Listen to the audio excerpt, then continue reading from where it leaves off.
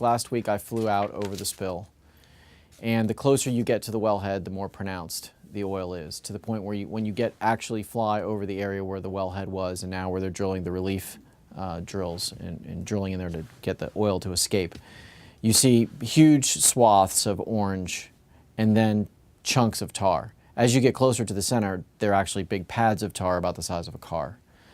So that's very disconcerting. I mean, we don't know how much oil is coming out of this wellhead. The estimates by British Petroleum is that it's 5,000 gallons a day. There was a news report today on National Public Radio where they had a scientist look at it, now that we have a video of it, and he estimates it's 70,000 gallons a day. So this is a great cause for concern for not only our environment but our economy. I have been trying to focus my colleagues on not having a bunch of hearings to beat BP and others about the head and shoulders or the administration for what they could have done faster.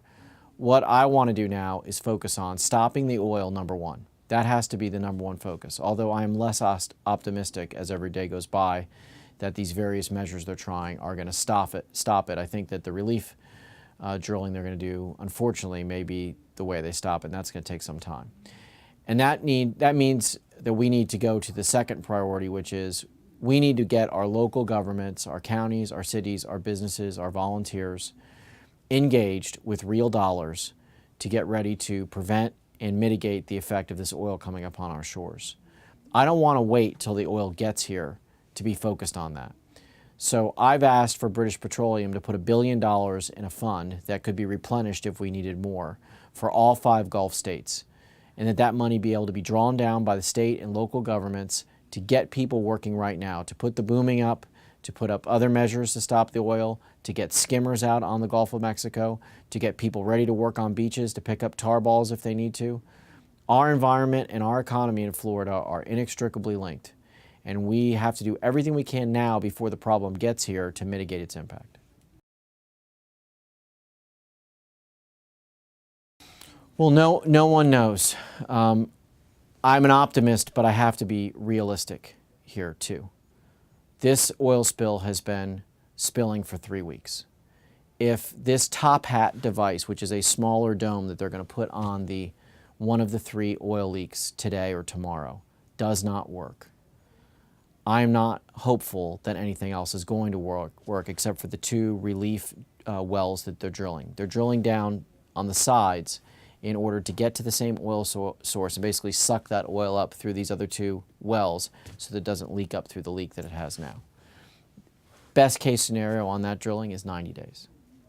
So if that takes 90 days and we're losing 5,000 to 70,000 gallons a day, or barrels I should say, a day into the Gulf of Mexico, I don't know how we can sustain that without it coming on shore in Florida. That's why I want to spend the money now, get the money from British Petroleum now to do everything we can to skim it, use dispersant, mitigate it, get skimmers out there, get people on the beaches, and be ready for it. I've talked to Lamar McKay, who's the president of the company, several times. He's been in my office. I've met with Tony Haywood, who's the CEO of the company. He's been in my office. I have no reason to believe that they are not telling us the truth. But I can't rely upon British Petroleum. We have to make sure we're doing everything possible, whether it's the Navy, the Coast Guard, or other private enterprise, to make sure that this oil doesn't wash upon our shores.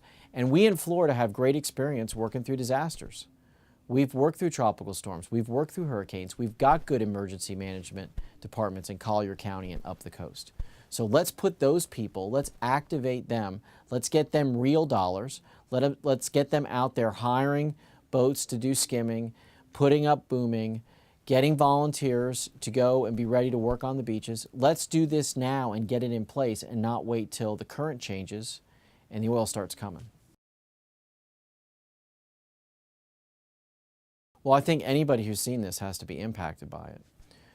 I believe that in the short to midterm, we're going to continue to have drilling off the coast of the United States. We have 4,000 oil rigs off our coast right now. And I don't think that anyone can reasonably propose that we are going to shut them all down. If we did that, what would gasoline be a gallon? It'd be $15 or $20 a gallon. That's just not sustainable.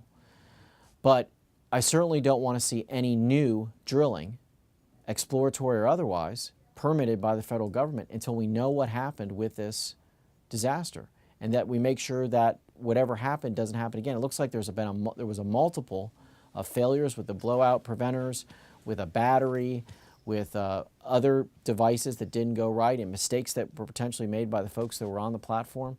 We need to understand all of that. Just like anybody, it just makes common sense, right? If you know there's been a mistake, there's been a problem, I'm not going to do this again until I fix the problem.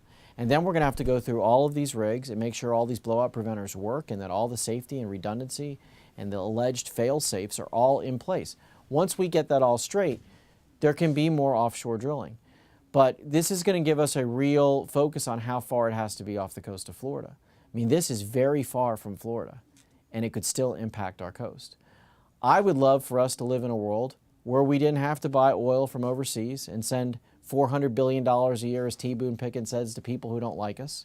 I'd love to live in a world where we didn't have to drill oil in the Gulf or anyplace else. But we're not there yet. You know, I wish we were building 100 new nuclear power plants in this country. The Chinese are building 50 because of our antiquated system and this country's regulatory system, which is schemed against nuclear power. We've got one in the works.